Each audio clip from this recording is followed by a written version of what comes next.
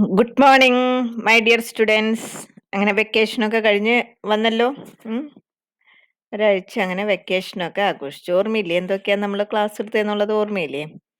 നമ്മൾ international cooperatives എന്ന് പറഞ്ഞ ചാപ്റ്റർ ആണ് എടുത്തുകൊണ്ടിരിക്കുന്നത്. ബ്രിട്ടനിലത്തെ നമ്മൾ പഠിച്ചു, ജർമ്മനിയിലത്തെ പഠിച്ചു നമ്മൾ. അതുപോലെ തന്നെ കോപ്പറേറ്റീവ് ഹോൾസെയിൽ സ്റ്റോഴ്സ് എന്താണെന്ന് മനസ്സിലാക്കി. കോപ്പറേറ്റീവ് മൂവ്മെന്റ് ഇൻ ജർമ്മനി എന്ന് നമ്മൾ നോക്കിക്കൊണ്ടിരിക്കുന്നത്. അപ്പൊ നമ്മൾ മനസ്സിലാക്കി ജർമ്മനിയിൽ ക്രെഡിറ്റ് ടൈപ്പ് സൊസൈറ്റീസ് ആണ് കൂടുതലായിട്ടുള്ളതെന്ന് നമ്മൾ മനസ്സിലാക്കി. അപ്പൊ അവിടെയൊക്കെ കോപ്പറേറ്റീവ് മൂവ്മെന്റ് സ്റ്റാർട്ട് ചെയ്യാനായിട്ട് ഉള്ള ഇനീഷ്യേറ്റീവ് എടുത്തിട്ടുള്ള വ്യക്തികളുടെ പേരാണ് നമ്മൾ ഇന്ന് അവരെ കുറിച്ചാണ് നമ്മൾ പഠിക്കാൻ പോകുന്നത്. ഹെർ ഫ്രാൻസ് ഷൂൾസ് 1809 തൊട്ട് 1883 വരെയാണ് അദ്ദേഹം ജീവിച്ചിരുന്നത്. അദ്ദേഹം ജീവിച്ചിരുന്നത് ഡെലിഷ് എന്ന് പറയുന്ന സ്ഥലത്താണ്.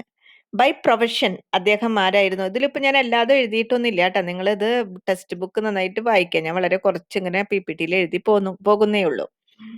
ബൈ പ്രൊഫഷൻ അദ്ദേഹം ഒരു ഡെലിഷ് എന്ന് പറയുന്ന സ്ഥലത്തിന്റെ ജഡ്ജായിരുന്നു.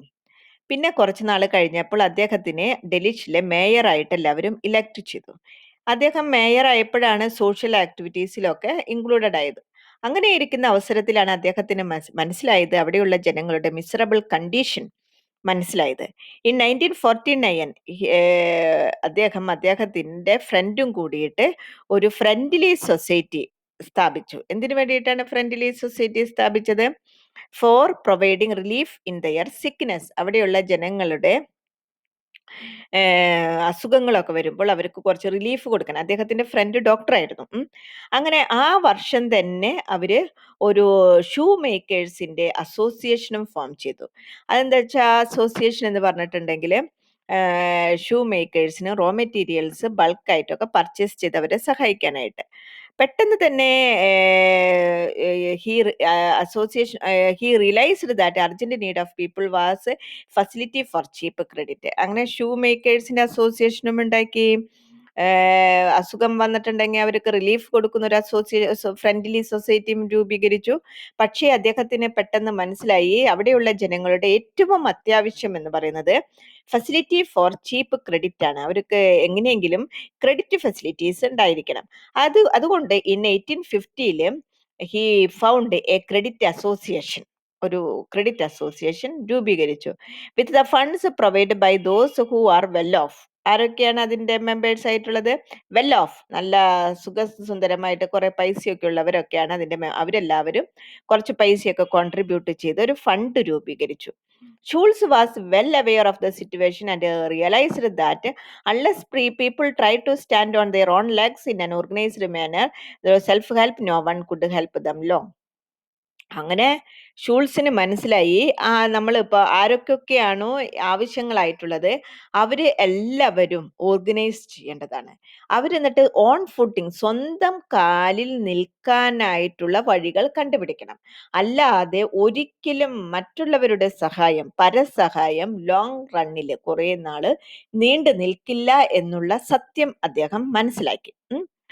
അതുകൊണ്ട് he insisted that no one could get loan from the association unless he became its a member. അദ്ദേഹം എല്ലാവരെയും നിർബന്ധിച്ചു ഈ അസോസിയേഷനിലെ മെമ്പേഴ്സ് ആയിട്ടുള്ളവർക്ക് മാത്രമേ എന്ത് കിട്ടുകയുള്ളൂ, ക്രെഡിറ്റ് കിട്ടുകയുള്ളൂ എന്നുള്ളത് ഇൻസിസ്റ്റ് ചെയ്തു.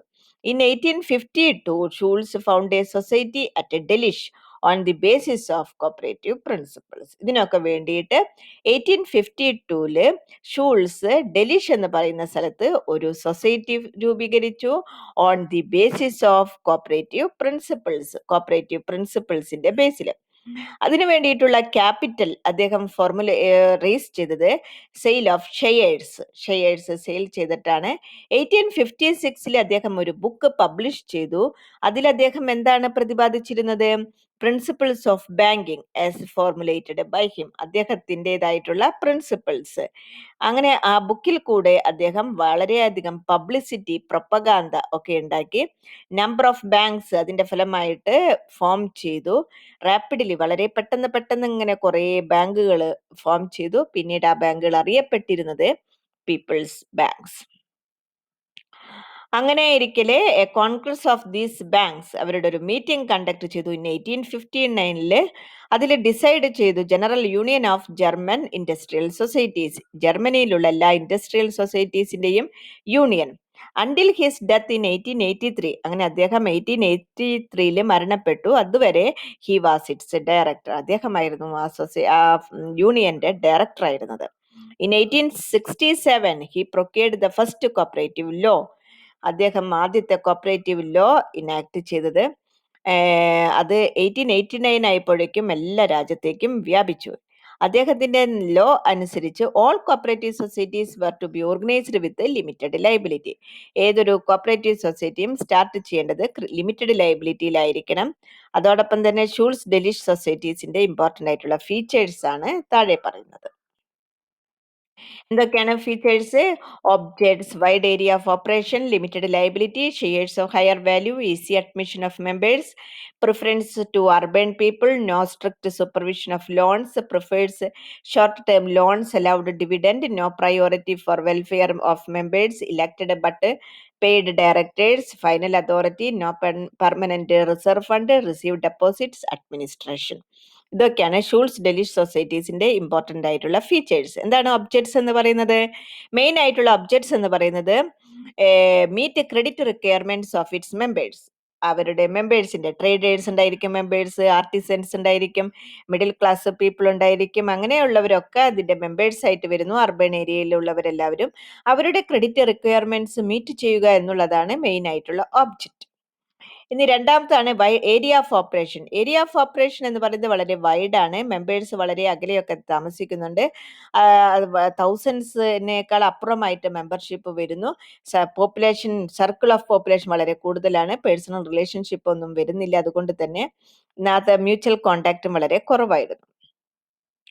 Limited liability, area of operation വളരെ കൂടുതലായി കാരണം പേഴ്സണൽ കോണ്ടാക്ട് ഒക്കെ വളരെ കുറവായതുകൊണ്ട് ലൈബിലിറ്റി എപ്പോഴും എങ്ങനെയുള്ളതായിരിക്കും? അൺലിമിറ്റഡ് ആയിട്ടുള്ള ലൈബിലിറ്റി എടുക്കാനായിട്ട് ആർക്കും തയ്യാറാവില്ല. അതുകൊണ്ട് തന്നെ ഷൂൾസ് ഡെലിഷ് ബാങ്കിന്റെ ലൈബിലിറ്റി എപ്പോഴും ലിമിറ്റഡ് ആയിരുന്നു. ഷെയർസ് ഓഫ് ഹയർ വാല്യൂ, ഷൂൾസിന്റെ ഒപ്പീനിയൻ അനുസരിച്ച് ബാങ്കിന് എപ്പോഴും എന്ത് വേണം? സെൽഫ് സപ്പോർട്ടഡ് ആയിട്ടുള്ള സഫീഷ്യന്റ് ആയിട്ടുള്ള ഷെയർ ക്യാപിറ്റൽ വേണം. അതുകൊണ്ട് തന്നെ അദ്ദേഹം ഷെയറിന്റെ വാല്യൂ വളരെ കൂടുതലായിട്ടാണ് ഫിക്സ് ചെയ്തിരുന്നത്. മെമ്പേഴ്സിന് എപ്പോൾ വേണമെങ്കിലും മെമ്പർഷിപ്പ് എടുക്കാനായിട്ട് സാധിക്കുമായിരുന്നു. എപ്പോഴും മെമ്പർഷിപ്പിന് പ്രിഫറൻസ് കൊടുത്തിരുന്നത് അർബൻ പീപ്പിളിനായിരുന്നു. അതായത് artisans, traders, middle class people who had no personal touch or relationship. ആർക്കും അത്ര വലിയ പേഴ്സണൽ റിലേഷൻഷിപ്പ് ഒന്നും ഇല്ലാത്തവരാണ് മെമ്പർഷിപ്പ് എടുത്തിരുന്നത്. No strict supervision of loans. Generally loans issued for productive purposes. Productive പർപ്പസിന് മാത്രമേ ലോണുകളൊക്കെ ഇഷ്യൂ ചെയ്തിരുന്നുള്ളൂ. ഏരിയ ഓഫ് ഓപ്പറേഷൻ വളരെ വൈഡ് ആയ കാരണം സൂപ്പർവൈസായി യൂട്ടിലൈസേഷനൊക്കെ വളരെ ബുദ്ധിമുട്ടായിരുന്നു. Prefers short time loans, deposits ഒക്കെ കളക്ട് ചെയ്തിരുന്നു. അതിന്മേൽ ഷോർട്ട് ടേം ആയിട്ടുള്ള ലോൺസ് ഒക്കെ പ്രൊവൈഡ് ചെയ്തിരുന്നു. നോട്ട് എക്സീഡിങ് 1 ഇയർ ലോൺ കൊടുത്തതിന്റെ പീരീഡ്. ഡിവിഡൻഡ് ഒക്കെ പ്രൊവൈഡ് ചെയ്തിരുന്നു. അതോടൊപ്പം തന്നെ no priority for welfare of a members. മെമ്പേഴ്സിന്റെ വെൽഫെയറിന് അത്രമാത്രം പ്രയോറിറ്റി ഒന്നും കൊടുത്തിരുന്നില്ല. ഡയറക്ടേഴ്സിനെ ഒക്കെ ജനറൽ ബോഡി മീറ്റിംഗ് ഒക്കെ കണ്ടക്ട് ചെയ്തിട്ടാണ് ഇലക്ട് ചെയ്തിരുന്നത്. The regular office also maintained with permanent paid staff. Regular ആയിട്ടുള്ള ഒരു ഓഫീസ് ഒക്കെ ഉണ്ടായിരുന്നു. അവർക്ക് സാലറി ഒക്കെ കൊടുത്തിരുന്നു. ഹൊണററി സർവീസിലൊന്നും ഒരിക്കലും ഷൂൾസ് വിശ്വസിച്ചിരുന്നില്ല. ഫൈനൽ അതോറിറ്റി എപ്പോഴും ജനറൽ ബോഡിയിലായിരുന്നു മാനേജ്മെന്റ് മറ്റുള്ളവരൊക്കെ ഇലക്ട് ചെയ്തിട്ടുള്ളത്.